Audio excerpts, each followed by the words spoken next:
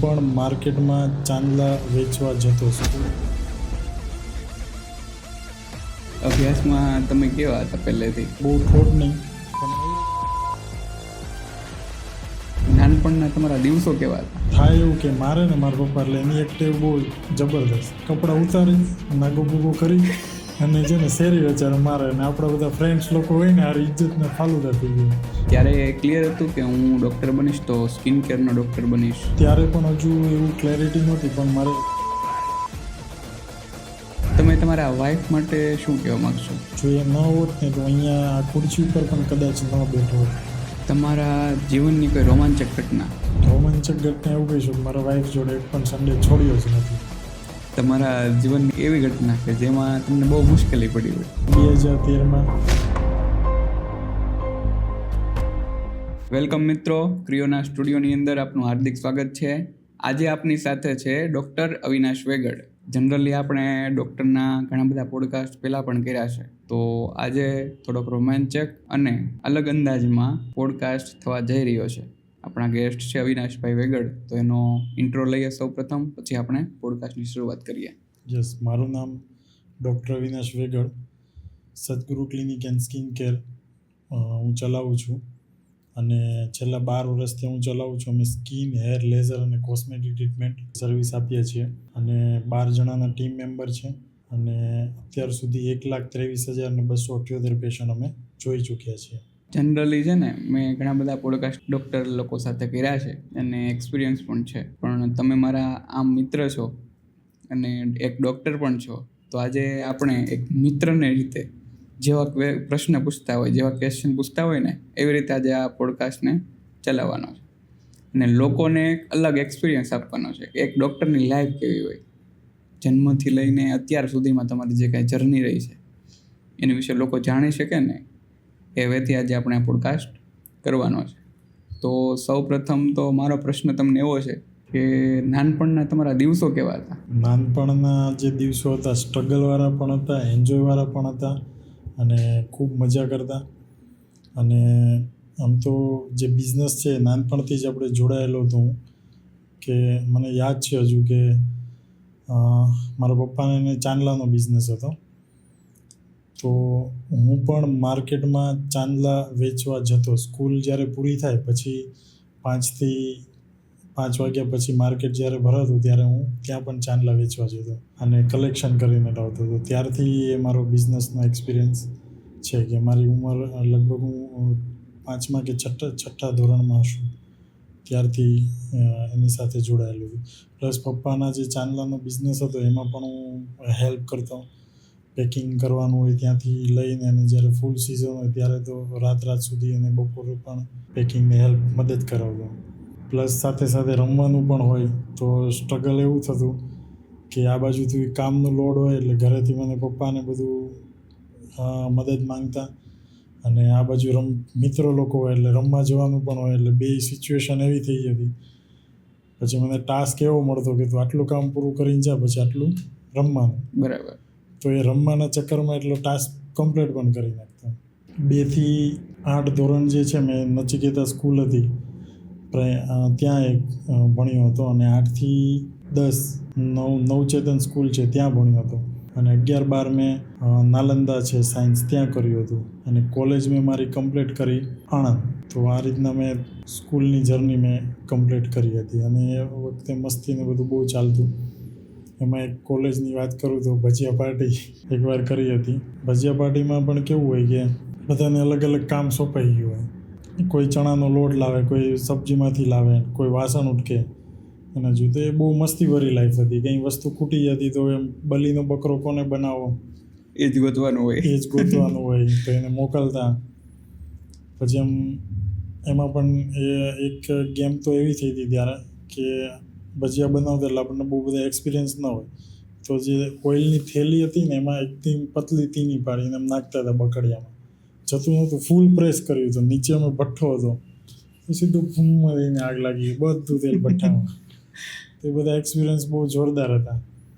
Plus એના પછી ત્યારે ભજીયામાં થયું હતું કે સોડા નાખીએ તો આમ લીંબુને સોડા નાખીએ ને તો પરપોટા થાય, તો એ નાખવાના ચક્કરમાં નાખતા મસ્તી કરતા એટલો બધો સોડા નાખી દીધો ને કે આમ ભજીયા જેવું રહ્યું જ નહીં.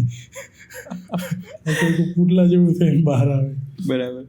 તો પણ એ જિંદગી છે ને આખી અલગ જ હતી. અને એ ભજીયા પણ બહુ ભાવ્યા હતા, આખા તેલવાળા હતા પણ ભજીયા પણ બહુ ભાવ્યા હતા. ઓલા કહેવાય છે ને કે પોતે કરેલું હોય પછી ના તો પડાય નહીં. પછી એક ઇવેન્ટ એવી હતી કોલેજમાં કે હોસ્ટેલમાં રહેતા ને તો ત્યાં હીટરને એવું અલાવ ન હોય, સગડીને એવું. તો અમે ભેળનો પ્રોગ્રામ કર્યો હતો. તો વસ્તુ કંઈ મળે નહીં, બધું ભેળ બનાવવા માટે. તો બટેકા બાફવાના હતા. તો બટેકા બાફવા માટે કુકરને એવું તો કંઈ હોય નહીં. તો મેં હીટર લઈ આવ્યો. નાવાનું હીટર હોય, હીટરમાં બટેકા બાફવા મૂક્યા 6 વાગ્યાના બાફવા મૂક્યા તો 11 વાગે બટેકા બફાણા. એમાં 2-3 વાર તો રેક્ટર આટા મારવા એટલે ડોલને હંતાડી દેવાની, આવું બધું પલંગ નીચે જવા દેવાની, એકાદો રૂમમાં તાળું મારી દેવાનું. એટલે પૂછ્યું તો કહેવાનું ક્યાં ગયો છે, ગામડે ગયો છે આ રૂમ મારો. ત્યાં લોકો બધા કહે કે ડૉક્ટર બધા પ્રોફેશનલી બહુ હોય, પણ એની પાછળ પણ તમારા આવા કંઈક ને કંઈક કાંડ તો રહેલા જ હોય. હા, કોલેજમાં તો બહુ મસ્તી જ કરતા હોય બધા. ત્યારે તો શું બાય પ્રોફેશન હજી ડૉક્ટર આવ્યો જ ન હોય આપણું. ત્યારે તો જે આમ રમતિયાળ મગજ જ હોય. તો આવ્યું હતું. અને એ ભેળ પછી અમે રાત્રે 4 વાગે ખાધી હતી. ત્યારે છેક કમ્પ્લીટ બની હતી એ ભેળ. તો આવી બધી નાની મજાઓ માણતા, એન્જોય કરતા ઘણા બધા કિસ્સાઓ છે. નાનપણ એટલે કે સાવ તમે નાના હતા, એટલે કે સ્કૂલમાં હશો, તો ત્યારે કેવા કાંડો કરતા તમે? સ્કૂલમાં મને છે ને યાદ છે કે હું હજી એકદમ બચપનમાં હતો ત્યારે હું નટખટ તો બહુ કહી શકાય કે હું બાલ મંદિર પણ નહોતો જતો. એટલે 4 વર્ષ આસપાસ હશું. બરાબર. મને થોડી સમજ પડતી હતી. સ્કૂલમાં તો નહોતો જ જતો. તો ત્યારે હું છે ને રમવા જતો ને તો ત્યારે શેરીમાં હું ગાયોને બધું પોદળા ભરી આવું. તો પોદળા ઉપર છે ને હું ધૂળની ઢગલી કરી દઉં અને એની બાજુમાં બીજી ધૂળની ઢગલી કરી દઉં. પછી મારો જ ફ્રેન્ડ હોય ને, મારા જેવડો, મારાથી મોટા હોય ને ખબર હોય, તો મારા જ જેવડો જે ફ્રેન્ડ હોય ને એને હું લઈ આવું. મેં કીધું આમાં પગ દે. તો પહેલાં તો એને વિશ્વાસ ના આવે, પછી હું પગ દઉં છું. મને ખબર હોય કે આમાં પોદળો નથી, એટલે હું એમાં પગ દઉં, આખું કચરી નાખું, પાટું મારું. એ પાટું મારવા જાય ને તો આખો પગ પોદળો. તો આવા બધા છે ને કાંડ કરતા અને મસ્તી કરતા. એ મને એક કિસ્સો હજુ યાદ છે. પછી તોફાન કરતા ને ત્યારે પણ કેવું થતું કે ભાઈ જે છે ને, નાનો ભાઈ, એ તોફાન કરતો, માર મને પડે. તોફાન એ કરે ને માર મને પડે. અને થાય એવું કે મારે ને મારા પપ્પા, એટલે એની એક ટેવ બહુ જબરદસ્ત. કપડાં ઉતારી, નાગો ભૂગો કરી અને છે ને શેરી વેચારે મારે. અને આપણા બધા ફ્રેન્ડ્સ લોકો હોય ને, હારી ઇજ્જતને ફાલુદા થઈ જાય. બીજા દિવસે આપણે રમવા કેમ જવું, આવું થઈ જતું. એમાંય 5-6 વર્ષના ને હોય ત્યારે આપણે કેવું હોય કે પેલું 1st 2nd સ્ટાન્ડર્ડમાં હોય ત્યારે છોકરા છોકરીને બધા સાથે રમતા, ખબર જ ન હોય કે ભાઈ જેન્ડર શું છે. તો ત્યારે બહુ દાવ થઈ જતો. પેલે આપણે છોકરી સાથે રમતી હોય અને આપણે નાગા પૂગા કરીને મારે આપણા પપ્પા, તો ત્યારે લોચો થઈ. ત્યારે તો જોરદાર ઇજ્જતના ફાલુદા થતા. તો હવે બહુ બધા નાના કિસ્સાઓ હતા કે જે આમ અત્યારે યાદ કરીએ લાઈફમાં તો બહુ પળોને માણવાની મજા આવે. અભ્યાસમાં તમે કેવા હતા પહેલેથી? અભ્યાસમાં છે ને આમ એવરેજ કહી શકાય. એવરેજ હતો કે ભાઈ બહુ ઠોઠ નહીં, પણ એવરેજથી મતલબ 70-80 આપણે લાવી શકીએ આરામથી. ઓકે. ત્યાં સુધી. ને મતલબ પ્રાઇમરીમાં હતું ને ત્યારે મારો રેન્કિંગ 1 થી 5ની અંદર આવતું, એની આસપાસ જ હોય. પછી જ્યારે 9-10માં હતા તો ત્યારે થોડું રેન્કિંગ ફગી ગયું હતું. પછી 11-12માં આવ્યા ત્યારે પણ ટોપર જ હતા. તમે જ્યારે ભણતા, ટૂંકમાં નાના હતા, ત્યારથી નક્કી હતું કે મારે ડૉક્ટર બનવું છે? ત્યારે તો ખબર જ નથી પડતી કે શું કરવું શું નહીં. ભણવા શું કામ જતું એ પણ નથી ખબર. સ્કૂલેથી મોકલતા એટલે ત્યાં પહોંચી જતા સ્કૂલે. બસ સ્કૂલેથી બપોર પડે એટલે લેવા આવતા, પછી લઈ જતા. પણ ખાલી આપણને ત્યારે એમ કહેતા કે ભણશો તો તમે લાઈફમાં આગળ વધશો, અમારી જેમ ગધા મજૂરી નહીં કરવી પડે. પણ ત્યારે એ સમજાતું જ નહોતું એ વર્ડ. કદાચ ખીજાઈને એમને વાંચવા પણ બેસાડે ને તો વાંચવા તો બેસી જતા, પણ ધ્યાન બહાર છોકરા રમતા હોય ને ત્યાં જ હોય. એ મને હજુ યાદ છે કે મને 2 કલાક બેસાડ્યો હતો પણ મારું એક પણ એમાં પ્રિપેરેશન નથી થઈ, કેમ કે બહાર છોકરા રમતા હતા ને ત્યાં જ ધ્યાન હતું. તો તમે જ્યારે નાના હતા ત્યારથી લઈને તમારું એ તો ક્લિયર નહોતું કે મારે ડૉક્ટર બનવું છે, તો તમને આમ એવો તમારે જીવનની અંદર એવી તો કેવી ઘટના બની કે ત્યાંથી તમને એવી લાઈટ થઈ કે નહીં મારે ડૉક્ટર બનવું છે? 11th-12thમાં આવ્યા ને ત્યારથી બાયોલોજી લીધું અને ત્યારથી ખબર પડી કે આટલી વસ્તુ કરીએ તો આમ થાય. કેમ કે મમ્મી પપ્પાને તો કંઈ આઈડિયા જ નહોતો કે શું આગળ ભણીએ તો શું થઈ શકે શું નહીં.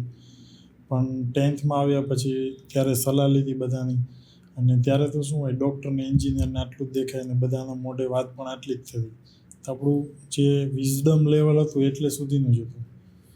તો એને કારણે પછી જે લાઈન સિલેક્ટ કર્યું તો બાયોલોજી સિલેક્ટ કર્યું 11th-12thમાં અને પછી ડૉક્ટર બનવાનું ત્યારથી જર્ની ચાલુ થઈ 10th પછી. તમે જ્યારે ડૉક્ટરની ફિલ્ડમાં ટૂંકમાં આગળ વધ્યા 11th-12thમાં તો તમને ત્યારે ક્લિયર હતું કે હું ડૉક્ટર બનીશ તો સ્કિન કેરનો ડૉક્ટર બનીશ અથવા તો સ્કિન કેર જે ફિલ્ડ છે એની અંદર આગળ વધીશ એવું કંઈ? જસ્ટ ત્યારે પણ હજુ એવું ક્લેરિટી નહોતી પણ મારે એ ક્લેરિટી મને આવી ગઈ હતી કે મારે છે ને પાવરફુલી ડૉક્ટર બનવું છે. એટલા માટે હું જ્યારે ફર્સ્ટ યર હતો ને ત્યારથી જ મેં પ્રેક્ટિકલ નોલેજ ચાલુ કરી દીધું હતું.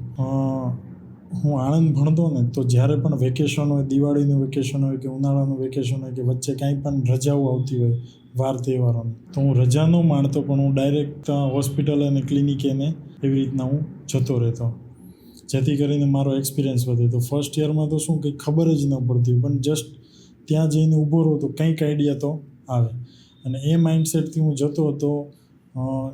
3-3.5 વર્ષ કમ્પ્લીટ થયા ને જ્યારે કોલેજના ત્યાં સુધીમાં તો મને ડૉક્ટરી પાવરફુલી પ્રેક્ટિકલી આવડી ગઈ હતી કે આ વસ્તુ છે તો આને આવી રીતના ઓપરેટ કરે આ કરે. અને ડૉક્ટરની એબ્સન્સમાં હું સપોર્ટિવ વર્ક પણ કરવા લાગ્યો પેશન્ટ જોડે. અને મને હજુ યાદ છે કે જ્યારે હું 3rd યરમાં અને 4th યરમાં હતો ને તો સેટરડે સન્ડે બંક મારીને આવતો. ત્યાં પ્રોક્સી પુરાવીએ, બીજા આપણા ફ્રેન્ડ્સ હોય એને કહી દે તું પ્રોક્સી પુરાવે, પછી એ જ્યારે ન હોય તો એની પ્રોક્સી હું પુરાવી દેતો. એવું ડેરિંગથી કામ કરતા ને બધું થોડુંક આ રીતનું ઇલીગલ કહી શકે એવું કામ કરતા કોલેજમાં. પણ એનું મને બેનિફિટ બહુ થયો કે હું સેટરડે સન્ડે શુક્રવારે હું રાતના 4 વાગે જેવી કોલેજ પૂરી થાય ને એટલે આમ સીધું રિક્ષા પકડી અને 4:15ની કે રીતની ટ્રેન હોય એટલે ફટાફટ રિક્ષા પકડી જો પ્લેટફોર્મ પર ચડીએ ને તો પણ ટ્રેન જતી રહે તો પાટા ફટફટ ક્રોસ કરી અને ઘણીવાર ચાલુ ટ્રેન પણ પકડતા. એ મને યાદ છે. પછી જેવા 4 વાગ્યાની ટ્રેન પકડ્યું એટલે હું 6 વાગે સુરત પહોંચું, 7 વાગે આસપાસ, 3 કલાક થતા. તો ઘરે નહીં જતો ત્યારે સીધો હું હોસ્પિટલે જતો રહેતો ને ત્યાં જ મારું બેગ હોય ને પછી છેક જ્યારે હોસ્પિટલનું બધું કમ્પ્લીટ 11 વાગે બધું પૂરું થાય તો એ કમ્પ્લીટ કરી અને પછી હું ઘરે જતો. પછી એવી રીતના બીજા દિવસે શનિવાર આખો દિવસ હોસ્પિટલે ક્લિનિકે રહેવાનું હોય, હોસ્પિટલે રહેવાનું હોય. એટલે શરૂઆતમાં ક્લિનિકે જતો પછી હોસ્પિટલે જતો. પછી એ રીતના રવિવાર હોય તો ત્યારે પણ રહેવાનું હોય ને રવિવારે બપોર પછી આમ મોસ્ટ ઓફ રજા જેવું હોય તો ત્યારની ઓપીડી આ તે બધું જોવાનું હોય, પેશન્ટ હેન્ડલ કરવાનું હોય. તો હું કરતો ને સોમવારે સવારમાં 5 વાગ્યે પછી ટ્રેન પકડી અને પાછા જતા. તો જેવી 9 વાગે ટ્રેન પહોંચે ને 9 વાગે જ કોલેજનો લેક્ચર ચાલુ થાય. તેમાં પણ જો 5 મિનિટનો ગેપ રહી જાય પાછું વાટ લાગી જાય. તો આવી રીતના ઘણી સ્ટ્રગલવાળી પણ એ મેં જે શરૂઆતના જે મેં ટાઈમ આપ્યો ને એ ટાઈમ પછી મારે સીધું બહાર નીકળ્યું ને તો મારે બહુ ટ્રેનિંગ લેવાની કોઈ જરૂર ન હતી. મને ખબર હતી કે માર્કેટમાં હજુ 2 વર્ષ ટ્રેનિંગ લઈ શીખીશ ને બધું આવીશ તો પાછળ રહી જઈશ. તો એ બધું મેં કાર્યક્રમ છે ને એ શરૂઆતના મેં કોલેજમાં ફર્સ્ટ યરમાં ત્યાં સુધીમાં જ પૂરો કરી નાખ્યો.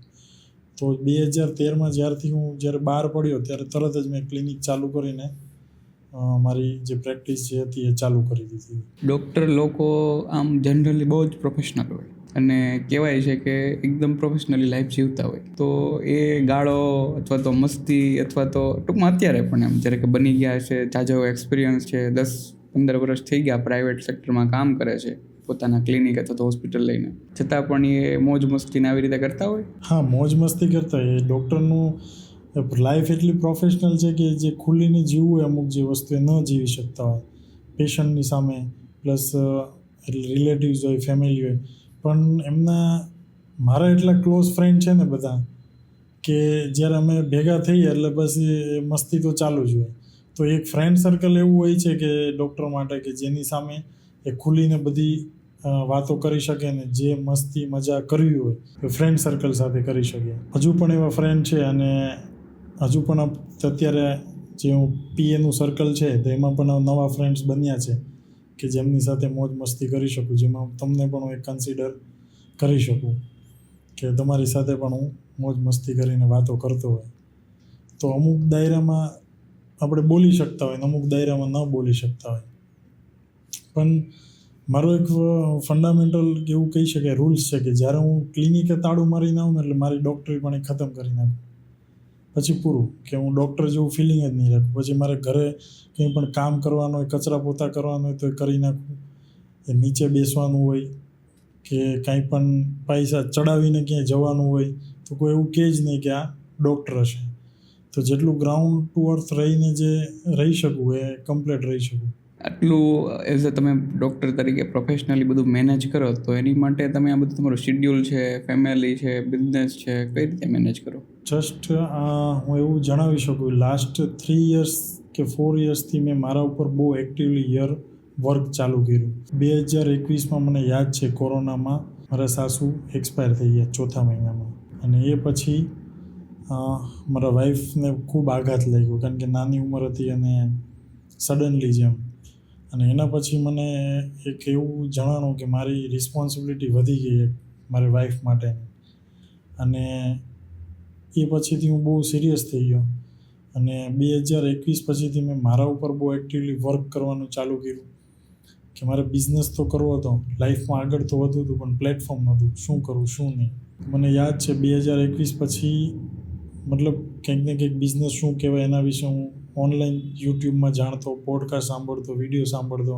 ધીમે ધીમે ખબર પડી ગોલ શું કહેવાય. પછી જે બિઝનેસ લોકોના પોડકાસ્ટ છે, વિવેક બિંદ્રા છે, સંદીપ મહેશ્વરી છે, તો એવા લોકોના જે વિડીયો અને પોડકાસ્ટ સાંભળતા તો ધીમે ધીમે આઈડિયા આવ્યો કેવી રીતના બિઝનેસ કરાય. પછી ધીમે ધીમે મને સમજાણું કે બુક વાંચવી છે ને બહુ ઇમ્પોર્ટન્ટ હોય છે.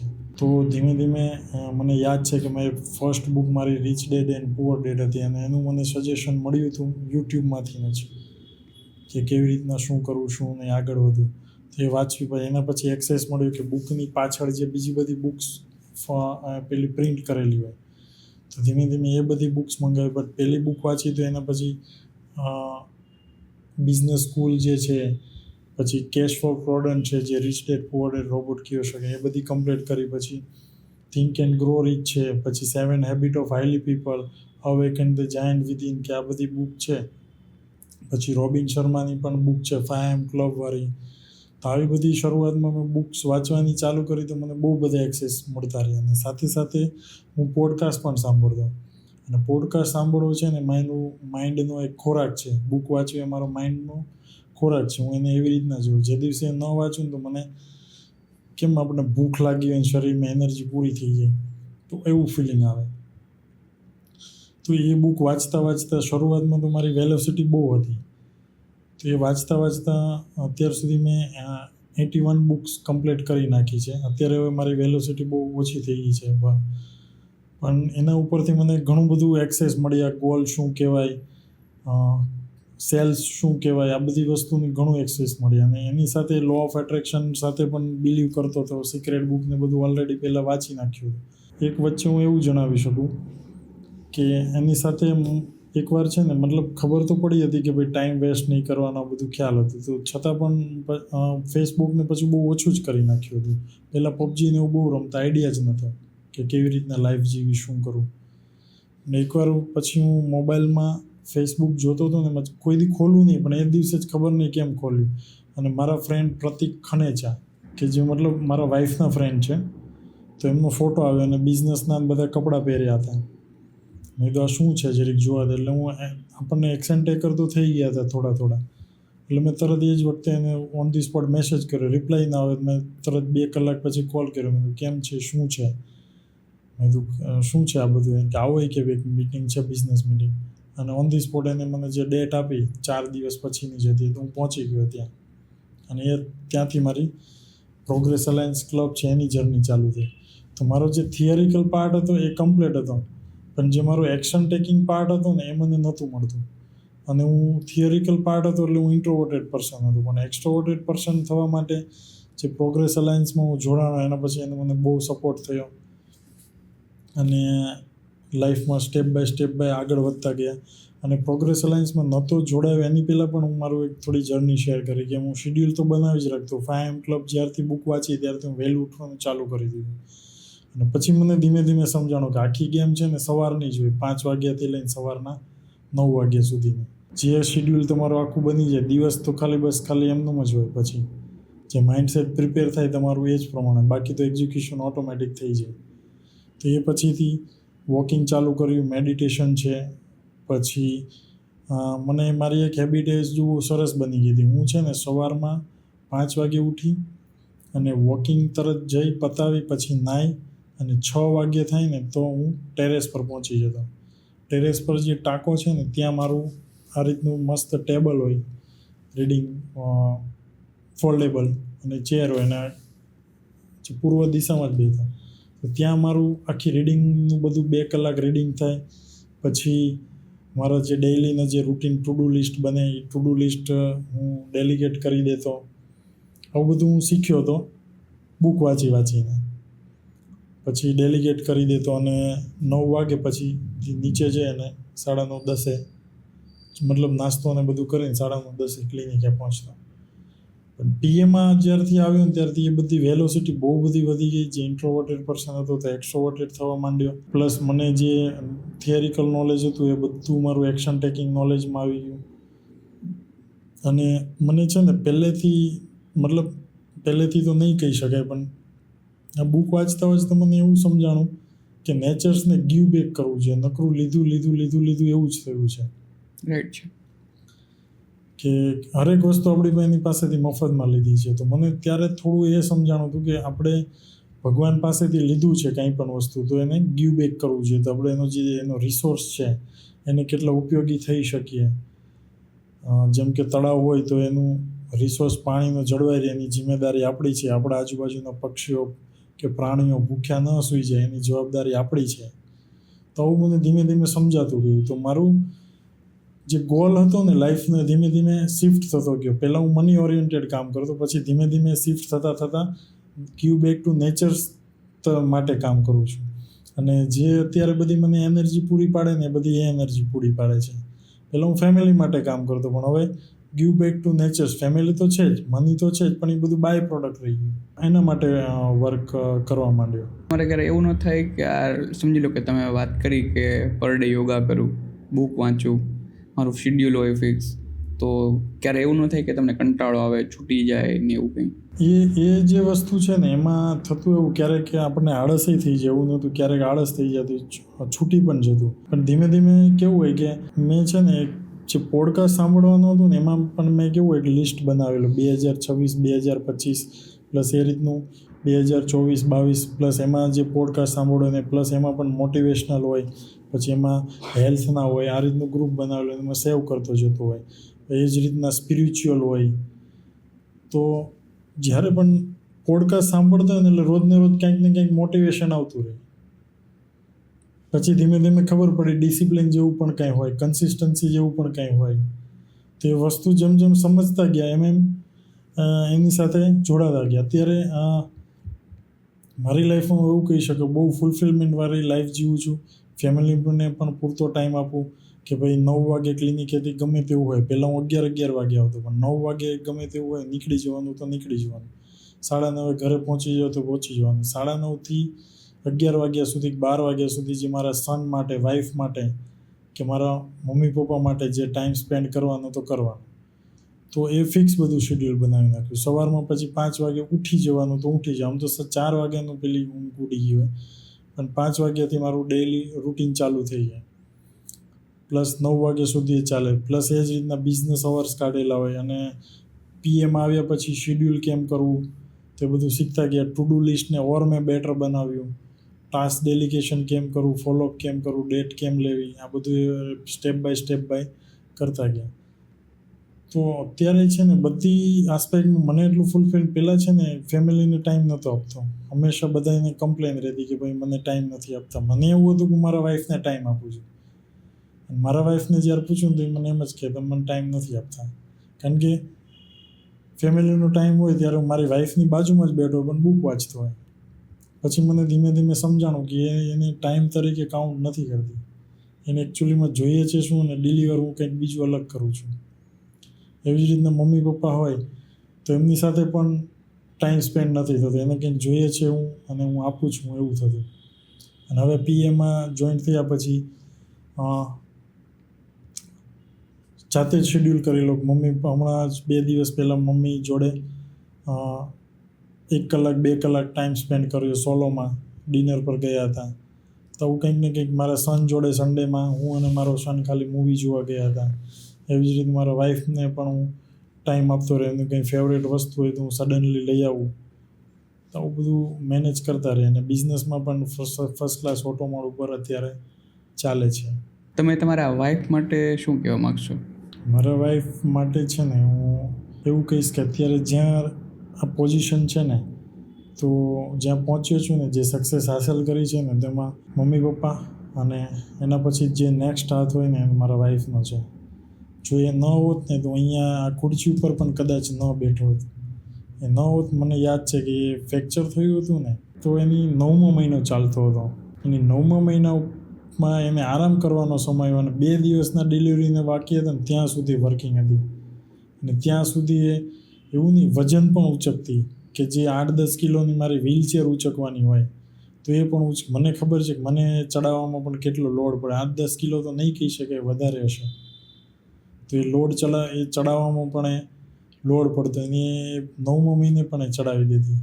તો એને હરેક વાતમાં મને સપોર્ટ કર્યો છે. એની કેટલું એમ્બિશન હતા, એમના કેટલા સપનાઓ હતા, એ બધા એને ઝીરો કરી અને મારી સાથે જોડાઈને મારા સપનાઓને ફૂલફિલમેન્ટ કરવા માટે એમાં લાગી ગઈ. અને એને બધું ઝીરો કરી નાખ્યું. અને એની પાસે જે ટેલેન્ટ છે ને મારા કરતાં બહુ ડબલ છે.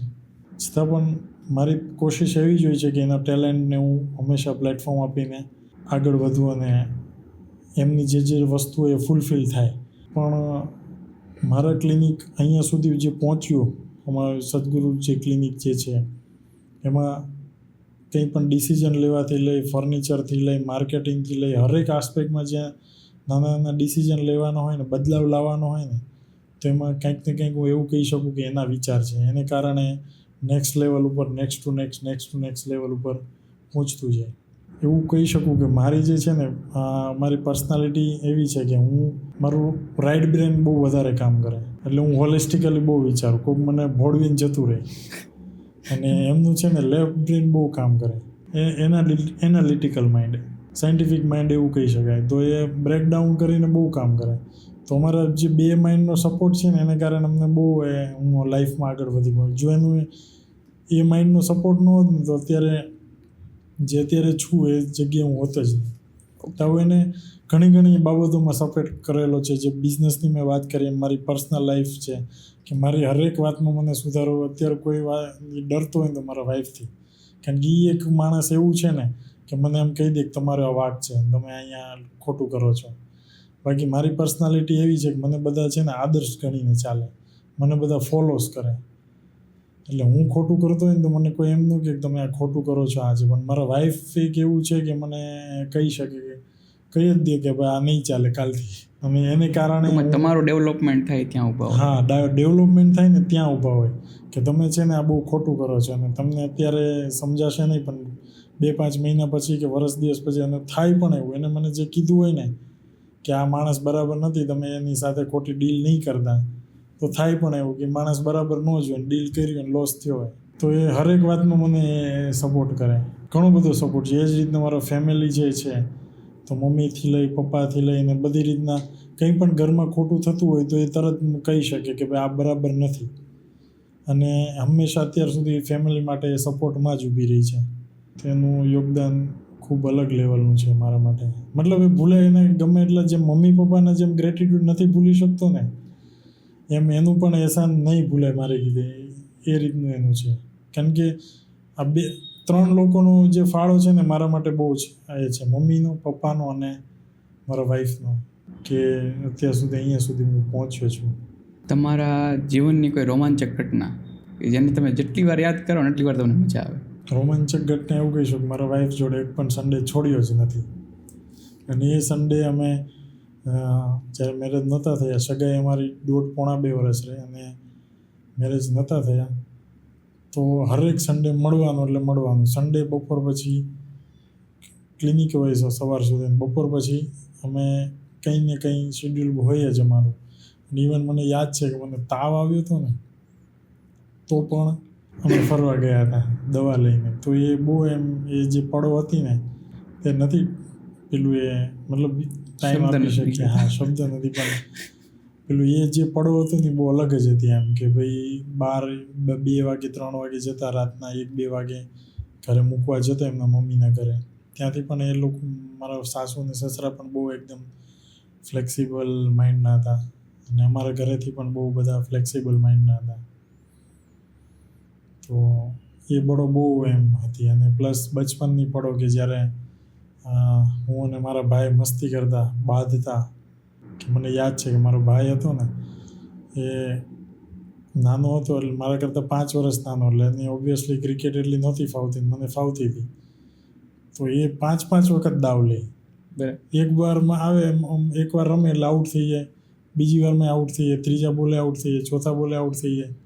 એટલે એવી રીતના 5 વાર દાવ લે. અને એના ચક્કરમાં મારા ફ્રેન્ડ્સ લોકોને જે રમતા હોય ને એક પ્લેયર્સને મારે 5 વખત દાવ આપવાના. એ 5 વખત આઉટ થાય બધાય અને હું 1 વખત દાવ લઉં. બરાબર. આ બધી જે પડો હતી ને બહુ એમ રોમાંચક હતી. પછી મને લગીની પણ યાદ છે કે હું છે ને લગી રમતો ને તો સવારમાં હું લગી જીતીને આવું, મારો ભાઈ છે ને નાનો હતો એટલે બધું હારીને આવે. એટલે હું જેટલો ડબ્બો ભરતો ને એટલું સાંજ થાય ને તો એ ખાલી કરી નાખે. રાઈટ છે. એટલે એવી ઘણી બધી પડો હતી કે જે અમે બહુ મસ્તી. એકવાર તો અમને યાદ છે અમે ફૂલ રેકેટ રમતા હતા. તો ફૂલ રેકેટ રમતા એ પડી ગયો ને તો એને વાગ્યું હતું. ઘરે પહેલાં તો કોઈને કીધું નહીં, ખબર છે ખીજાશે આ તે. પછી ફ્રેક્ચર થઈ ગયું તો મેં 3-4 દિવસ ચલાવ્યું. પછી એ ચલાવતા ખાલી એમનું જ છે. પછી પેલું કેવું કહેવાય કે હાર્ડવેર પાસે પાટો કરીને એમ કરીને ચલાવ્યું બધું. બરાબર. કે કાંઈ નથી. પછી ખબર પડી ફ્રેક્ચર હતું 15 દિવસ પછી પ્લાસ્ટર કર્યું. તો આવું ઘણી બધી રોમાંચક પડો હતી જેને હજી પણ યાદ કરીએ તો બહુ એટલે બહુ એમ મજા આવે. તમારા જીવનની એવી ઘટના કે જેમાં તમને બહુ મુશ્કેલી પડી હોય અને એ પણ યાદ હોય કે આ થયું ને બીજી વાર તો ન થવું જોઈએ. જે સૌથી વર્સ્ટ કન્ડિશન મારી યાદ કરું ને તો મારી ફાઇનાન્શિયલ જે લોસ હતો ને એ, કારણ કે હું 2013માં એક ફાઇનાન્શિયલ લોસ થયો હતો મારા પપ્પાને. તો ત્યારે મારે જો આગળ ભણવાનું હતું પણ એની હાવ ત્યાં સ્ટોપ કરવું પડ્યું. ત્યારે મને યાદ છે કે 2013માં હું બહાર આવ્યો, ઘરમાં પૈસા જ નહીં. પછી જે ક્લિનિક કર્યું ને 2 લાખ રૂપિયા ઉછીના લઈને મારા મામા છે એમની પાસેથી, મુંબઈવાળા કાંતિભાઈ કરીને, એમની પાસેથી મેં ઉછીના લઈ 1 લાખ રૂપિયા પપ્પાને જે બધો હપ્તો અને ભરવાનો, ઘર રન કરવાનો, એમાં ને 1 લાખ રૂપિયાનું ક્લિનિક કર્યું. અને હજુ પણ પ્રાઉડ છે કે મેં ત્યાંથી જર્ની ચાલુ કરી હતી ને આવડું મોટું મેં એમ્પાયર ઊભું કર્યું ઓનલી 1 લાખ રૂપિયા ઉધારીમાંથી. તો ત્યારે સરસ મોટું બધું એમ્પાયર ઊભું કર્યું છે. ત્યારે પણ એ ફાઇનાન્શિયલ લોસ હતો. ત્યારે મને એ પડો યાદ છે કે સન્ડે હોય ને, કેવું છે કે પૈસા જનરેટ થાય, ઇન્કમ જનરેટ થાય, એના માટે સન્ડે ઇવનિંગ પણ હું ક્લિનિક ખુલ્લું રાખતો. બધા ક્લિનિક બંધ હોય ત્યારે હું ખુલ્લું રાખતો. અને ત્યારે પણ 10 રૂપિયા વાપરવા હોય ને ત્યારે હું વિચારતો કે નહીં 10 રૂપિયા વાપરીશ ને તો મતલબ એટલું ફાઇનાન્શિયલ ક્રાઇસિસ હતું. અને રીતો રિયલ છે કે આપણે જાણતા હોઈએ કે પૈસાની વેલ્યુ એને જ થાય કે જેની પાસે ન હોય. અને સેકન્ડ ક્રાઇસિસ જે છે ને એ એવું કહી શકું કે 2021-22માં કે ધીમે ધીમે એ પણ મારા રિલેટિવ્સ જે હતા એમની સાથે જ થયું હતું. 52 લાખનું મારી માથે બોધરેજન થઈ ગયું હતું, લોન્સ ને બધું. અને એ પણ મતલબ કોઈ પૈસા મારી પાસેથી આપ્યા હોય કોઈને આપણે એને લઈ ગયું, એવું નહીં કે ફાઇનાન્સમાં આપણે બિઝનેસમાં લોસ કર્યો હોય ને એવું નહોતું. કોઈને આપ્યા હતા ને પછી ફરી પાછા ન આવે એની મારી પાસેથી એ ફોસલાવીને કે જે હોય જતા રહ્યા. અને એ પછીથી મારી પાસે 52 લાખનો કરજો હતો. અને એમાં પણ એનું લોન વ્યાજ ભરવાનું, એ વ્યાજ મારે ભરવાનું જ નહોતું પણ એ વ્યાજ ભરતો થઈ ગયો કારણ વગરનો. અને ત્યારે મને સ્ટ્રોંગ તો હું પહેલેથી હતો જ. મારી પાસે છે ને 2-3 સેન્ટેન્સ મને બહુ એમ્પાવર કરે. એક સેન્ટેન્સ કે બીવાનું કોઈના બાપથી નહીં. રાઈટ. સેકન્ડ સેન્ટેન્સ કે હથિયાર તો છે ને હેઠા મૂકવાના જ નહીં, ગમે એવી કન્ડિશન હોય હથિયાર કોઈ દી હેઠા નહીં મૂકવાના. જ્યાં સુધી મારી પાસે બોડી છે ને ત્યાં સુધી કોઈ નહીં હરાવી શકે, ભગવાન પણ નહીં આવે. છેલ્લે શું કરશે? ભગવાન બોડી લઈ લેશે. તો હું આવા માઇન્ડસેટથી જીવતો. અને ત્રીજું કે બાના કાઢીને માણસ ક્યાંય ન હાલે, લાઈફમાં કાંઈ ન કરે. 100% રાઈટ છે. તો આ જે મને 3 સેન્ટેન્સ છે ને હંમેશા મને એમ્પાવર કરતાં અહીંયા સુધી પહોંચાડ્યા. તો ત્યારે પણ મને આટલું બધું બોધરેજન ફેમિલીના પણ ઇસ્યુ થોડા હોય, કારણ કે એવું બધું ક્રાઇસિસ ચાલતું એટલે ઓબ્વિયસલી કે બધું આપણને બધું તાણવાળી આમ જિંદગી લાગે, પેનિક જિંદગી લાગતી હોય એવું કહી શકાય. તો આવું બધું એ દોર હતો. ક્યારેક એવું લાગતું કે આપણે સુસાઇડ કરી લઈએ, ક્યારેક પણ છતાં પણ ઊભો તો એમ 1 સેકન્ડ માટે થોટ આવતો, પણ ઊભો તો ત્યાંથી જ રહેતો કે અત્યારે તો હેઠા મૂકવાના જ નથી, ગમે તે થઈ જાય. તો એ દોર પસાર કરતાં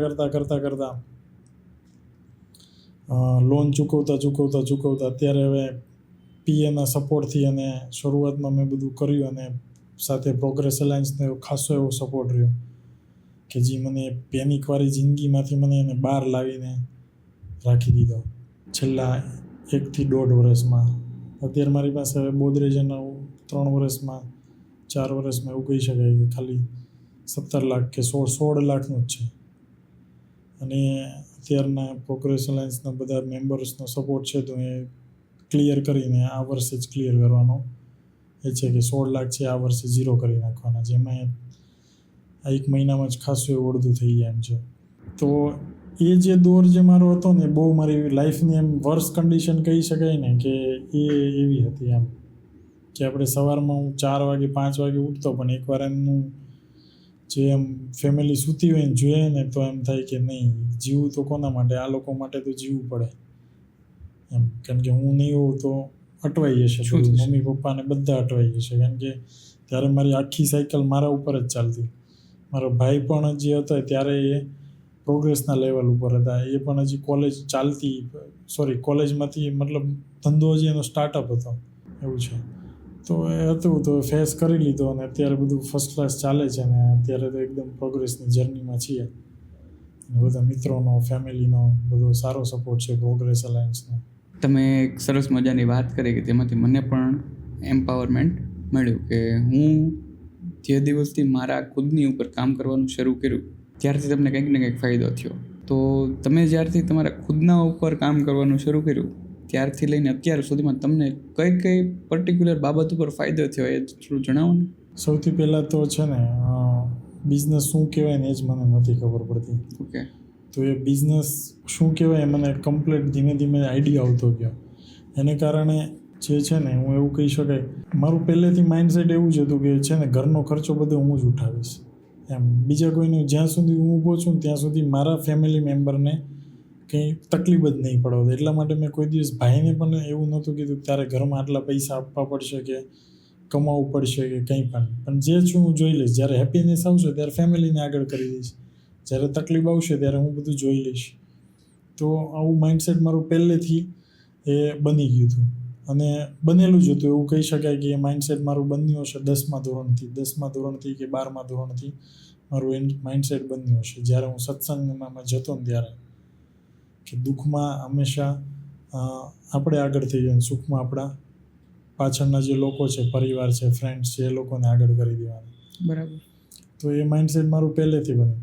તો બુક્સ વાંચતો ગયો, જે સેલ્ફ ડેવલપમેન્ટ ઉપર કામ કરતો બુક્સ વાંચતો ગયો, સવારમાં વહેલો ઉઠતો ગયો, સેલ્ફ ટાઈમ શું કહેવાય, હેલ્થ શું કહેવાય, બિઝનેસ શું કહેવાય, ફેમિલી શું કહેવાય, બધી સ્ટેપ બાય મને ક્લેરિટી મળતી ગઈ. અને એને કારણે લાઈફ જે સ્મૂથલી ચાલવી જોઈએ ને એ ધીમે ધીમે સ્મૂથલી કેમ ચાલે એના બધા એક્સેસ મળતા ગયા બધાના સપોર્ટથી, જ્યારથી સેલ્ફ ડેવલપમેન્ટ ચાલુ કર્યું. અને એના પછી અત્યારે હું એવું કહી શકું કે એવી પોઝિશન પર પહોંચ્યો છું કે બીજાને કઈ રીતના હેલ્પફુલ થઈ શકું. મની બાય પ્રોડક્ટ રહી ગઈ, ફેમિલી એ પણ બાય પ્રોડક્ટ રહી ગયું, પણ હવે જે છે ને કે ભાઈ આપણે નેચર્સ પાસેથી લીધું છે, કુદરત પાસે, તો એને કેમ ગીવ બેક કરવું, એનું સંતુલન કેમ જળવાઈ રહે, એની વ્યવસ્થા કેમ જળવાઈ રહે, એમાં હું કેવી રીતના ઉપયોગી થઈ શકું. તો ત્યાંથી લઈને એટલા માટે હવે કોઈ પણ પીપલ્સ લોકો હોય એમને કાંઈ પણ હેલ્પની જરૂર હોય, હેલ્થથી લઈને કોઈ ગાઈડન્સથી લઈને કોઈ મોરલ સપોર્ટથી લઈને, હું ત્યાં ઊભો રહીને કામ કરું છું. અને આ બધું મને ધીમે ધીમે જે સમજાણું પ્રોગ્રેસ અલાયન્સની બદોલતથી સમજાણું. તો સેલ્ફ મતલબ ગ્રોથ ઉપર વર્ક કર્યું ને એ પછીથી લાઈફમાં બહુ સ્મૂથલી ચાલવા લાગી. સ્મૂથલી લાઈફ ચાલવાથી હરેક લોકોને ફાયદો થાય, અને જીવન જીવતો હરેક વ્યક્તિ એને લાસ્ટ એક્સપેક્ટેશન તો એ જ હોય કે મારું જીવન સરળતાથી સુખમય અને શાંતિપૂર્વક જાય. તો હરેક વ્યક્તિ જે મહેનત કરે છે ને એની માટે જ કરે છે. તો તમે કંઈક ને કંઈક શીખો છો એ તમારા ખુદના ડેવલપમેન્ટ માટે, તમારા પરિવાર માટે, કે મારો પરિવાર છે અને ક્યારેય દુઃખ ન થાય, દુઃખી ન થાય, સારી જિંદગી જીવી શકે, ફૂલફિલમેન્ટવાળી લાઈફ જીવી શકે, એની માટે તમે કંઈક ને કંઈક ઊભા રહ્યો છો, એની માટે મહેનત કરો છો, એની માટે નવું શીખો છો. તો મેં તમારી લાઈફ એઝ જોઈ છે, જાણી છે ત્યાં સુધી તમે લોકોને પણ ઘણા બધાને સપોર્ટ કરો છો. તો એની પાછળ તમારો શું પર્પઝ છે? એ પર્પઝ તો એ જ કહી શકાય કે જ્યાં મતલબ એક સેન્ટેન્સ મારા મગજમાં ઘરી ગયું છે, ગીવ બેક ટુ નેચર એમ. અને થ્રુ આમ ડીપમાં સમજાવવાનું. જેમ કે હું એવું કહી શકાય, લાઈવ એક્ઝામ્પલ હું તમને આપી શકું. આપણે છે ને મતલબ કેવું છે, નેચર્સ પાસેથી નકરું લીધું. એક મસ્ત એક્ઝામ્પલ છે જે હમણાં જ શીખ્યો છું, જીવન વિદ્યામાં જે હતું એમાંથીને જ, કે 100 રૂપિયાનું જે પેટ્રોલ હોય તો આપણે એના ચૂકવીએ 100 રૂપિયા, પણ એકચ્યુઅલીમાં 100 રૂપિયાનું આવે છે તો કે નહીં. એ કેટલાનું ટેક્સ ને બધું બાદ કરો, ટ્રાન્સપોર્ટેશન બાદ કરો તો એ કદાચ 50-60 પહોંચી જાય કે 40-50 પહોંચી જાય. એમાંથી હજુ કંપનીનું જે પ્લાન્ટ હોય, રિફાઇનરી, એનું બધું પ્રોસેસ ને બધું બાદ કરો તો કદાચ 20-30 રૂપિયા પહોંચી જાય. શિપિંગ ચાર્જ બાદ કરો જે આવે છે દરિયામાંથી, જે એ હજુ બાદ કરો તો હજુ એ 10-20 રૂપિયા પહોંચી ગયું હોય. પછી જે ખદાનમાંથી કાઢે છે તેનું જે બાદ કરો તો એ પહોંચી ગયું હોય 10-20 રૂપિયા એના હોય. તો પેટ્રોલ જે કાઢ્યું એ તો મફત કાઢ્યું, રાઈટ છે. તો એ પેટ્રોલ તો આપણે મફત વાપરીએ છીએ. તો આપણે નેચર્સ પાસે લીધું કર્યું, આપ્યું શું કાંઈ નહીં. બરાબર, ઉલટાનું આપણે ગ્લોબલ વોર્મિંગ ચાલુ કરી દીધી કે નકરું બધું બગાડતા જ ગયા. કે મેં તમને આગળ પણ વાત કરી એમ કે ભાઈ નેચર્સનું જે પક્ષીઓ છે તો એનું જે જમવાનું, તેની જવાબદારી આપણી છે કે આખું સ્ટ્રક્ચર જળવાઈ રહે. કારણ કે માણસ જ એવી વ્યક્તિ છે કે બધી વસ્તુ સમજી શકે છે, અને એ સ્ટ્રક્ચર જાળવવાની સૌથી જવાબદારી એ હ્યુમન્સની છે, હ્યુમેનિટીની છે. આપણી આજુબાજુ જે ગાયો હોય, કૂતરાઓ હોય, એ ભૂખ્યા ન સૂઈ જાય, પશુ પક્ષીઓ હોય એને પ્રોપર જમવાનું મળી રહે, જે નેચરલ રિસોર્સિસ છે, જે તળાવ છે કે પાણીના રિસોર્સ જળવાઈ રહ્યો જોઈએ, જળવાઈ રહે. તો આવું બધું ધીમે ધીમે ખ્યાલ આવતો ગયો, અને એના ઉપરથી પછી ખબર પડતી એક કોન્ટ્રીબ્યુશન જેવું પણ કંઈક હોય. અને એ જ્યારે તમે કરો છો ને ત્યારે જે ફૂલફિલમેન્ટ, તૃપ્તતા મળે છે ને, સેટિસ્ફેક્શન મળે છે ને, એ અલગ લેવલનું, જે પૈસા કમાઈને પણ નથી મળતું. તો એ વસ્તુ મને ક્લિયર થઈ ગઈ. છેલ્લે હમણાં જે વંદન પ્રોગ્રામ કર્યા તો એમાં જે ફેમિલીઝ જોડાયા, તો એ બધી વસ્તુ પરથી તો બહુ એમ જે આપણે જે માનતા હતા એમાં એમ કેવું કહેવાય કે એમ યજ્ઞમાં આપણે ઘી હોમીએ ને કેમ વધારે, તો બસ એના જેવું થયું મારા માટે. તો ત્યારથી જ મને મતલબ કે જોડાયેલો કે ભાઈ બધાને અધર્સને હેલ્પ કરવી.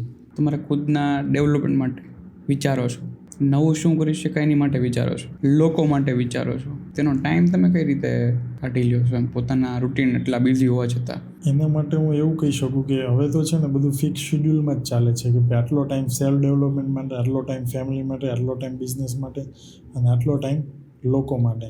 આ જે 4-5 પિલર્સ છે ને એને હવે ફિક્સ કરી દીધા છે કે આના ઉપર તો કામ કરવાનું છે. આમાંથી એક પણ પિલર્સ ઉપર કામ ન થાય ને તો તમને છે ને આમ આખા દિવસમાં એવું લાગે કે એનર્જી લોસ ફિલિંગ લાગે, કે ક્યાંક ને ક્યાંક ઘટતું હોય ને એવું લાગે. કે જે આપણે કેમ રીલ્સ મૂકી હોય કે સારો ફોટો સેલ્ફી મૂકી હોય ને 50 લાઈક આવે, 100 લાઈક આવે, 500 લાઈક આવે, 1000 લાઈક્સ આવે, જે આપણને એમ ખુશી મળે ને એ ખુશી મળે. હવે જે 1000 લાઈક્સ મળી હોય અને એની જગ્યાએ જો 500 લાઈક મળે અને તમને જે ડિસએમ્પાવરમેન્ટ ફીલ થાય કે યાર આ ફોટો બરાબર નહોતી, કે આ રીલ્સ મેં બરાબર નહોતી શૂટ કરી, તો તો જે ડિસએમ્પાવરમેન્ટ આવે ને એવું ડિસએમ્પાવરમેન્ટ તરત આવે. તો એના માટે હરેક પિલર્સમાં કામ થાય ને એના માટે ઊભું હોવું. અને જો ન થાય ને તો તમને અંદરથી ને સેટિસ્ફેક્શન નહીં થાય કે મેં આજે કંઈ કર્યું જ નથી.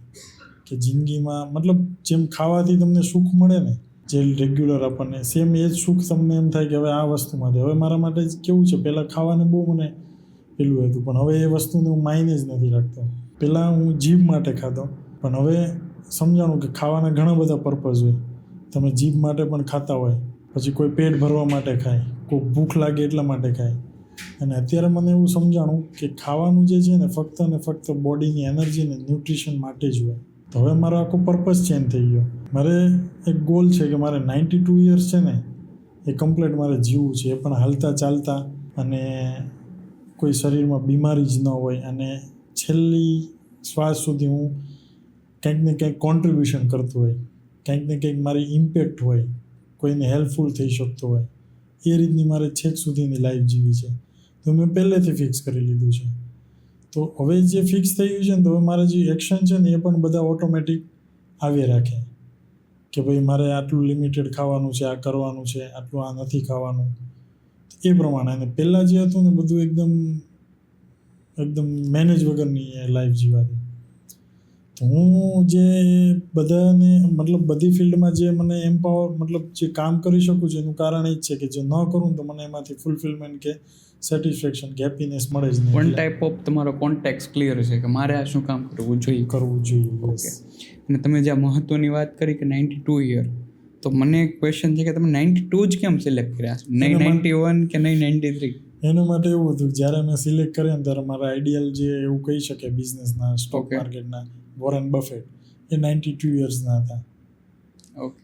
એટલે મેં કીધું 92 યર્સ પણ આ એકદમ ફર્સ્ટ ક્લાસ આટલું બધું જિંદગી જીવે તો 92 યર્સ તો જીવું. પછી 94 થાય તો અલગ વાત છે, પણ એટલું તો મિનિમમ હું જીવી શકું. ત્યાંથી તમે ગોલ એવો લીધો કે 92?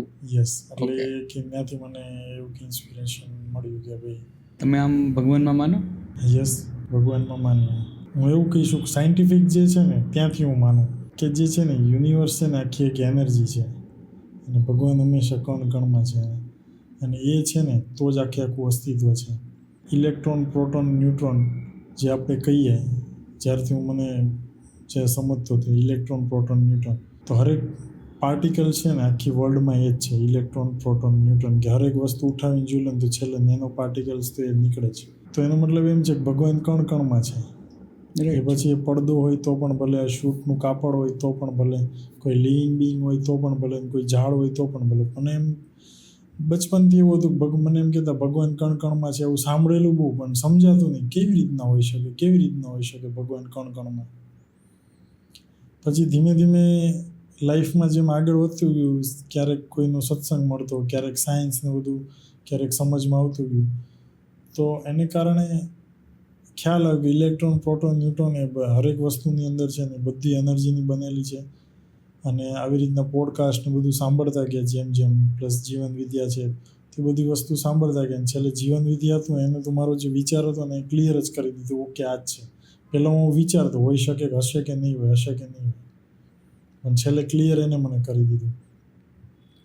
તો આવી રીતના હું માનું કે બધી એવી એનર્જી હોય, મતલબ કંઈક એવી વસ્તુ છે કે જે આખું બધું સૃષ્ટિને નિયમપૂર્વક ચલાવે છે, અને વર્ષોથી આદિથી એવું કહી શકે કે આદિ અનાદિથી એ બધું વસ્તુ આવ્યું છે એના જો. બાકી તો એવું કહી શકે કે આપણે ધર્મને બધું છે તો એને આપણે એવું કહીએ કે હિન્દુ સંસ્કૃતિ છે એ બહુ જૂની છે સંસ્કૃતિ. એની પહેલાં પણ માણસ આવ્યો, એમ કે 84 લાખ વર્ષથી તો માણસ આવ્યો છે. તો સંસ્કૃતિ તો આપણી હજી હમણાં 5000 વર્ષ મહાભારત હતું એ બધી વસ્તુ. તો ત્યારે જે આદિમાનવ હતા એની પાસે કોઈ ધર્મ જ નહોતો, કોઈ ભગવાન જ નહોતા, છતાં પણ એ કંઈક ને કંઈક સૂઝબૂઝથી આગળ વધતા કંઈક એને પાણીને ભગવાનમાં એના હોય કે સૂર્યને ભગવાન. આ મારું પોતાનું પર્સનલ, મારું જે હું સમજુ એ કહું છું. આવું સાચું પણ હોય અને ન પણ હોઈ શકે, પણ હું જે સમજુ એ કહું છું. તો એને માનતા પછી એને ભગવાનને સ્વીકાર્યા. પછી ધીમે ધીમે જે ધર્મોને બધા આવતા ગયા, મહાપુરુષો બધા થતા ગયા, ભગવાનને સ્વીકારતા ગયા. પણ એ જ્યારે 84 લાખ વર્ષ પહેલાં જ્યારે માનવ આવ્યો ત્યારે પણ કંઈક ને કંઈક બધું સ્ટ્રક્ચર હતું જ. એક એનર્જી હતી, જે એક બ્રહ્માંડ હતું, એક યુનિવર્સ હતું જ કે જે બધું ચકડીને રાખતું હતું, રાખતું કે હતું. મેનેજ તો કરતું હું હતું. જ્યારે ભગવાન શબ્દ આવે ને એટલે હું એવું જ સમજુ કે યુનિવર્સલ એનર્જી, યુનિવર્સ. મને સીધું મગજમાં આવી જાય ઇલેક્ટ્રોન, પ્રોટોન કે બધી એમ સીધી એનર્જી જ મગજમાં આવે એમ, કે આખે આખું આવડું બધું એમ છે ને કે બસ એ જ છે, અને એની અંદર એ મારામાં છે, હું એનામાં છું. તો હું જ્યાં કોન્સેપ્ટ સુધી પહોંચ્યો છું ને આ ટાઈપના કોન્સેપ્ટ સુધી પહોંચ્યો છું એમ, કે બધા દર્શનો લઈ લો તો જૈન દર્શન છે એમનો પણ ભગવાનનો કોન્સેપ્ટ અલગ છે. પછી એવી રીતના હિન્દુ દર્શન હોય, એવી રીતના બૌદ્ધ દર્શન છે, એવી રીતના નાસ્તિકના બધા હોય, ચારવાક કરીને છે એ છે. તેમાં બધું અમુકમાં એ નાસ્તિકો છે, ભગવાન જેવું કંઈ છે જ નહીં એના જેવું બધું. તો બધાના અલગ હોય, પણ હું જ્યાં સુધી માનું છું ત્યાં સુધી બ્રહ્માંડની જે યુનિવર્સલ એનર્જી છે, મટીરિયલ છે, એ જ બધું એને ભગવાન તરીકે સ્વીકારીને, કુદરત જે બધું નેચર્સ છે એ બધું એને જ સ્વીકારીને ચાલુ છું. એટલે હજુ પણ હું મંદિરમાં અને બધું જાઉં તો ભલે પ્રાર્થના કરતો હોય, પણ પ્રાર્થના તો યુનિવર્સલ નથી થતી, કોઈ પર્ટિક્યુલર ભગવાનને નહીં, અને મતલબ કોઈ એવા નામને નહીં એના જેવું. અને નામ તો આપણે આપ્યા છે, જસ્ટ હું ઘરે એમ જ કહેતો, મારા મમ્મી પપ્પાને એમ કહ્યું, તમે આ તો ખાલી ભગવાનને નામ આપ્યું છે રામને, આપણે કદાચ એને હરામી નામ આપ્યું હોત તો એમનો કે જય હરામી ભગવાન એમ. તો આ જસ્ટ વન ટાઈપ ઓફ નામ છે, વન ટાઈપ ઓફ નામ છે એમ. બાકી ભગવાન તો છે જ અત્ર તત્ર સર્વત્ર બધે, આદિથી અંત સુધી, કે કંઈક એવી એનર્જી છે કે બધું એ ચલાવે છે, એ છે તો આપણને અહીંયા ઊભા છીએ, એનું અસ્તિત્વ છે તો આપણું અસ્તિત્વ છે. રાઈટ. એવું કે છે તમારી લાઈફ પણ આમ જોવા જાય ને તો ઇન્ટરેસ્ટિંગ છે, અને લોકો કંઈક તમારામાંથી શીખીને જાય એવી છે. અને લોકો માટે ખરેખર, મને તો હું તમને પર્સનલી ઓળખું છું, તમે ટચમાં છો એટલે ખ્યાલ છે કે તમારામાંથી લોકો ઇન્સ્પાયર થાય છે. તો અત્યારની જે ઝેનઝી જનરેશન છે કે જે અલગ દિશામાં ચાલી રહી છે, એની પાસે પ્રોપર વે નથી, તો એની માટે તમે શું કહેવા માગશો?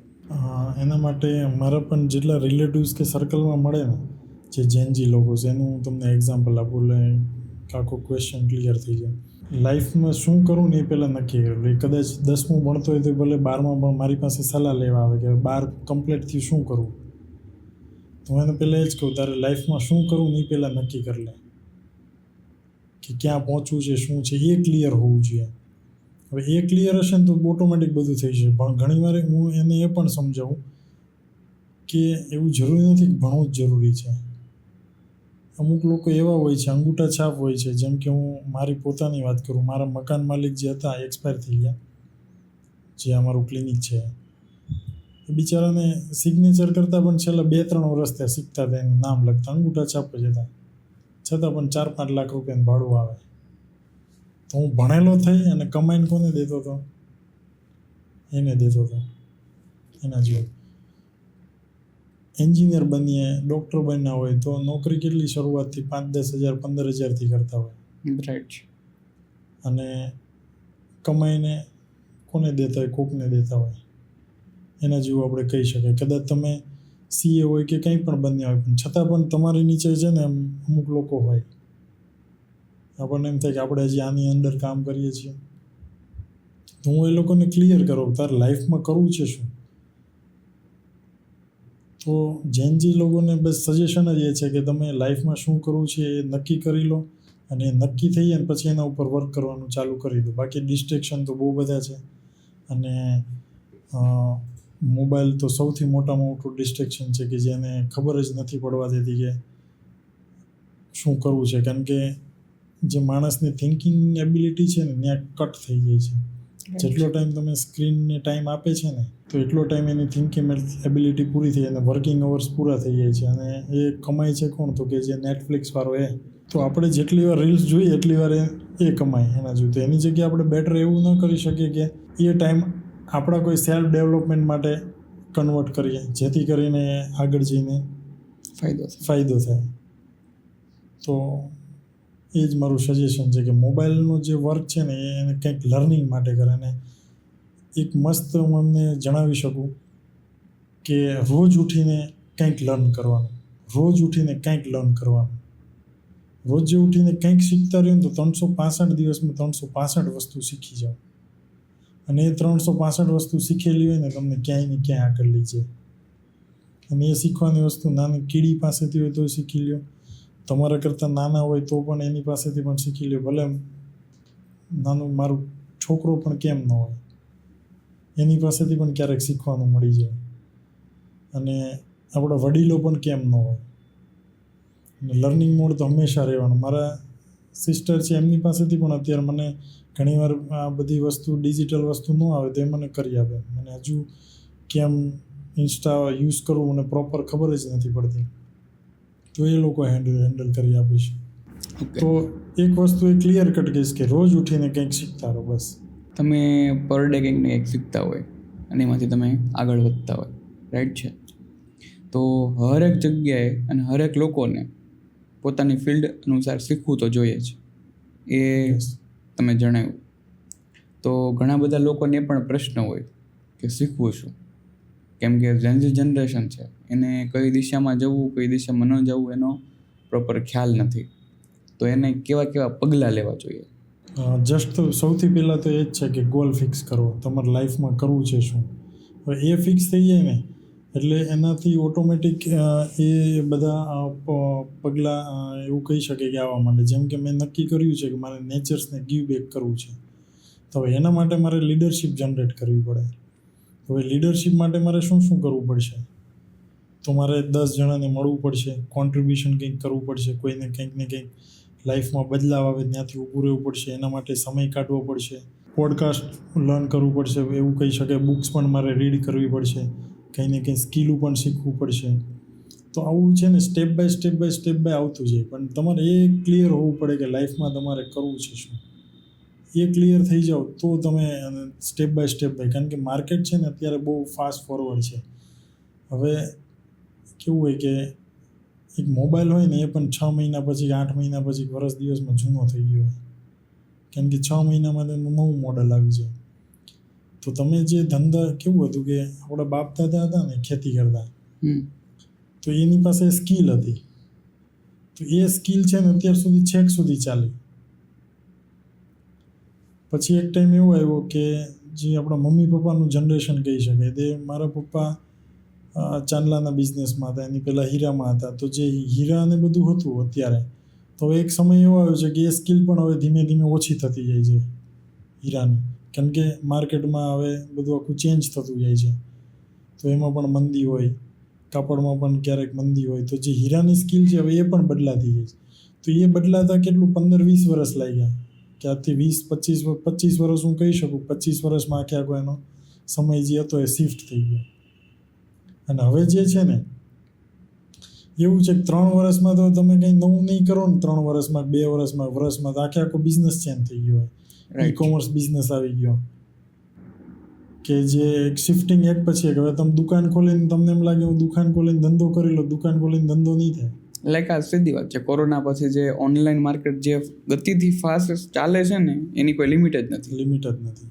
તો જસ્ટ એ જ રીતના તો તમે તમારામાં જો અપગ્રેડેશન નહીં લાવો ને તો તમે ફેંકાઈ જશો, ધંધાની બહાર જશો. અને એ એટલી વેલોસિટીથી બદલે છે ને, મેં તમને 3 વર્ષનું 2 વર્ષનું એક્ઝામ્પલ, ભાઈ 6 મહિનામાં તમારે અપગ્રેડેશન જોઈએ. 6 મહિનામાં ક્યારે કયો ધંધો બદલાઈ જાય ને ખબર નથી.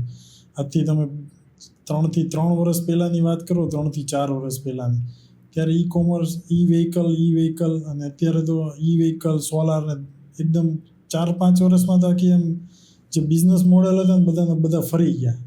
અત્યારે જે સોલારમાં જે પહેલાં પડી ગયા, કે જે ઈ વ્હીકલ્સમાં પડી ગયા, બહુ ખાસું કમાય છે. એમાં પણ લેટેસ્ટ તો કે એઆઈ છે. તો આ બધી જેમાં જે પડી ગયા એ બધા બહુ ખાસું એ શિફ્ટ થઈ ગયા, તો એના બિઝનેસ બહુ ફાસ્ટ ફોરવર્ડ હોય. અને જે હજી જૂની પેઢીથી કામ કરે તો એ હજુ ત્યાં છે, અને અત્યારે સ્ટ્રગલિંગ મોડમાં છે, ત્યાં પણ નહીં કહી શકે, સર્વાઈવલ મોડમાં છે એવું કહી શકાય. તો આ રીતના શિફ્ટ પણ થવું પડે. બીજું મેં અત્યારની જનરેશનમાં કોમન જોયું છે, જેની હું તમને વાત કરું કે અત્યારની જનરેશનને છે ને સહનશક્તિ નથી. લાઈક તમે મને કંઈ પણ કહેશો ને તો હું અવળું જ લઈશ એમ, તમે મને શું કામ કીધું. તો આ કેટલી હદે હોવી જોઈએ એનામાં? એકચ્યુઅલીમાં હું એવું કહી શકું કે જનરેશન ટુ જનરેશન છે ને બધું એનો ક્રાઇટેરિયા શિફ્ટ થતો જાય. જેમ કે હું વાત કરું, મારા નાનીમાં જે છે કે મારા ફઈ જે હતા ને, મને યાદ છે કે ત્યારે એવું હતું કે કપડાં ધોવા જતા નદીએ, અને એ પણ ચીરોડીને એવું બધું હોય એનાથી ધોવાય. પછી ધીમે ધીમે થોડું જનરેશન આગળ વધ્યું તો નદી નીકળી અને પેલા ડંકી આવે, હેન્ડપંપ જે કહેવાય, તો ત્યાં કપડાં ધોવા જવા પડતા. પછી ધીમે ધીમે આગળ વધ્યા તો મારા મમ્મીને મને યાદ છે કે નળ ખોલે ને પાણી આવતું, તો એ ત્યાં આવ્યા. અને હવે મારી જનરેશનની વાત કરું તો મારા વાઈફ વોશિંગ મશીનમાં ખાલી કપડાં નાખીને ધોવાય છે. તો એકચ્યુઅલીમાં છે ને જનરેશન ટુ જનરેશન છે ને બધી શિફ્ટ આવતી હોય. તો એવું કંઈ નહીં કહી શકાય કે મારા મમ્મીએ જે કરેલું છે હું ન જ કરી શકું. ઓબ્વિયસલી સેમ જે મારા મમ્મીએ જે કરેલું છે ને મારા નાનીએ, તો મારા જે નાનીએ કરેલું છે એ મારા મમ્મી ન જ કરી શકે. ઓબ્વિયસલી એને જે સ્ટ્રગલિંગ જોયું છે ન જ કરી શકે. પણ જનરેશનને એટલું હું કહી શકું કે જેટલું એ સ્ટ્રગલ ફેસ કરશે ને એટલું એ લાઈફમાં આગળ વધશે. જેટલું એને બેઠું મળી જશે. અત્યારે કેવું છે, ફેસિલિટી બહુ જ વધી ગઈ, મોબાઈલ હાથમાં, ખાવાનું હાથમાં, તો સ્ટ્રગલિંગ પીરિયડ બહુ ઓછો થઈ ગયો છે. હવે સ્ટ્રગલ જ્યારે ઓછું થાય ને ત્યારે લાઈફના એક્સપિરિયન્સ જ્ઞાન બધું બહુ ઓછું અત્યારે કેવું છે, પીરસાય છે બધું. એક્સપિરિયન્સવાળી બધી બહુ ઓછી વસ્તુ, જેમ કે આપણે રીલ્સ જોઈ લઈએ તો એમાં એક પીરસાઈ ગઈ વસ્તુ, આખું માઇન્ડસેટ એવું બની ગયું જે રિયાલિટી નથી, હા, વર્ચ્યુઅલ રિયાલિટી કહી શકાય આપણે. તો આપણે જે હવે દુનિયામાં જોઈએ છીએ ને આખી વર્ચ્યુઅલ દુનિયામાં છીએ, અને એ લોકો જે રમતા, બરાબર છે, તો એ આપણે કેમ ભમરડો ફેરવતા, આ તે બધી રિયલ દુનિયા નથી. અને અત્યારે જે બધું છે, સાપસીડી રમતો હોય તો રિયલ દુનિયા હતી, અને અત્યારે જે બધું છે આખી વર્ચ્યુઅલ દુનિયા આવી ગઈ છે. અને એ વર્ચ્યુઅલ દુનિયા પ્રમાણે આપણે જીવવા જઈએ પાછા, અને જે હકીકતમાં એ બનવાની જ નથી. અને એ ન બને એટલે ફ્રસ્ટ્રેટ થઈ જાય, મારથી આ ન થયું. અને એને કારણે જે આપણું કેવું કે કેમિકલ ઇમ્બેલેન્સ જે કહીએ આપણે બધા હોર્મોન ઇમ્બેલેન્સ કહી શકીએ કે સેરોટોનિન છે, એ સેરોટોનિન, અને હું એનું મસ્ત તમને સમજાવું કે આપણું જે હેપીનેસ ને બધું હોય ને કેમિકલ ઉપર ચાલતી, ન્યુરોકેમિકલ્સ કહેવાય. તો એને કારણે આપણને ખુશીને બધી મળતી હોય. તો એમાંથી હું એક એવું કહીશું કે આપણે 1 થી 25 વર્ષની લાઈફમાં છે ને એન્ડ્રોફિન કરીને એ પેલું હોય, રિલીઝ થાય બોડીમાં, કે જ્યારે આપણે રમીએ ને, રમીને પછી આપણે જે પરસેવો પડ્યો ને એવી મજા આવે ને કે આમ ખુશીનો આનંદ થાય. પછી જે આપણે ક્રિકેટ રમતા હોય ને અને એને આઉટ કરવાની, ભલે આપણે હાવ થાકી ગયા હોય, પણ એ સામેવાળાને, ભલે આપણે થાકી ગયા હોય, પણ જે સામેવાળાને આઉટ કરવા માટે એફર્ટ લગાડતા હોય ને એ નેક્સ્ટ લેવલનો હોય. શું કામ ખબર? એક એન્ડ્રોફિન કરીને ન્યુરોકેમિકલ રિલીઝ થતું હોય, તો એ આપણને હેપીનેસ આપતું હોય.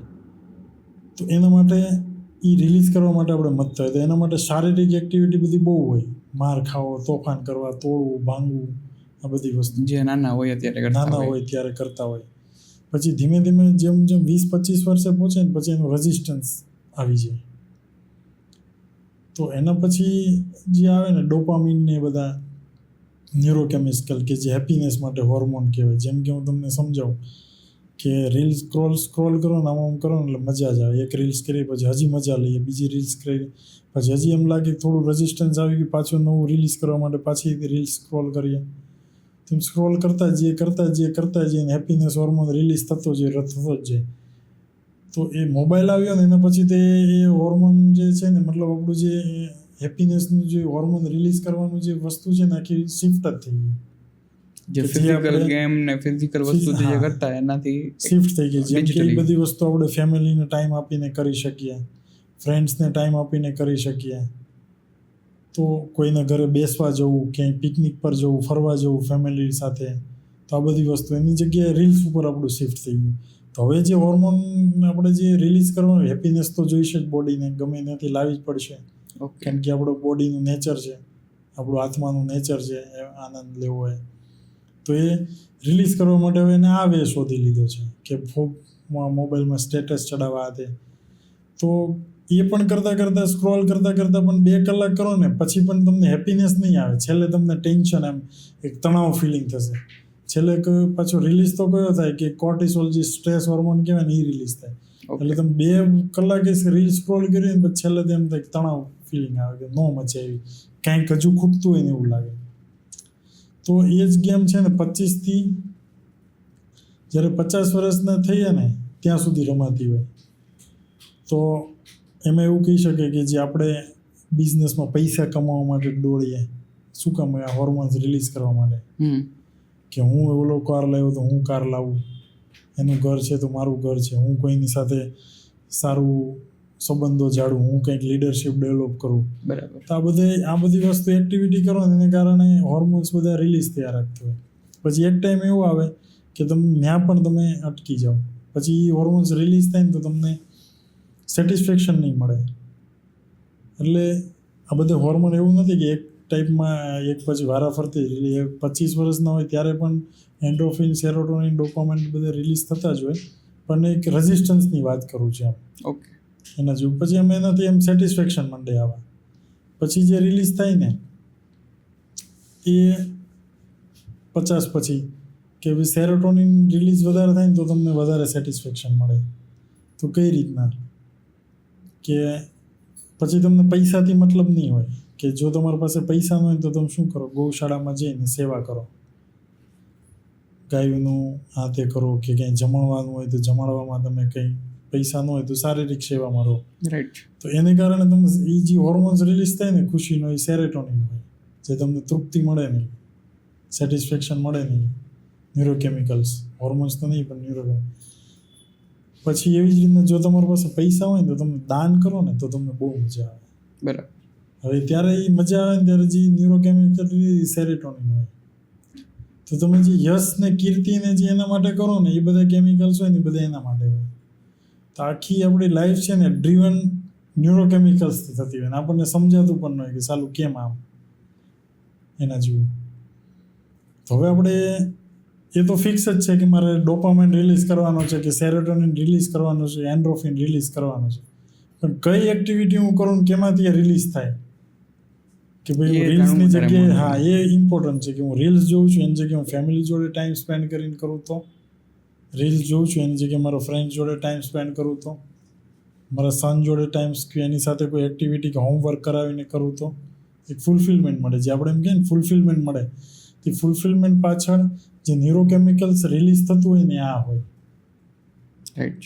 એ ન્યુરોકેમિકલ રિલીઝ થાય તો તમે એ ફૂલફિલમેન્ટ મળે. અને હજુ એક જે છે ને એ બ્રેઇનમાં હજી એક રિલીઝ થાય કે જે મને અત્યારે યાદ નથી, પણ એ એવું કહી શકાય કે જે આપણે એમ કહીએ ને કે આમ આત્માનું જ્ઞાન થઈ ગયું, જે તમને હેપીનેસની ફિલિંગ આવે કે મને આત્મદર્શન થઈ ગયું, હવે તો બસ આના સિવાય કોઈ છે જ નહીં નેક્સ્ટ લેવલનું, એ પણ એ રિલીઝ થાય. એ મને નામ અત્યારે ભૂલાઈ ગયું છે, પણ આ રીતનું મતલબ કેવું છે, આ બધા આપણું ડ્રીવન હોય આના કારણે.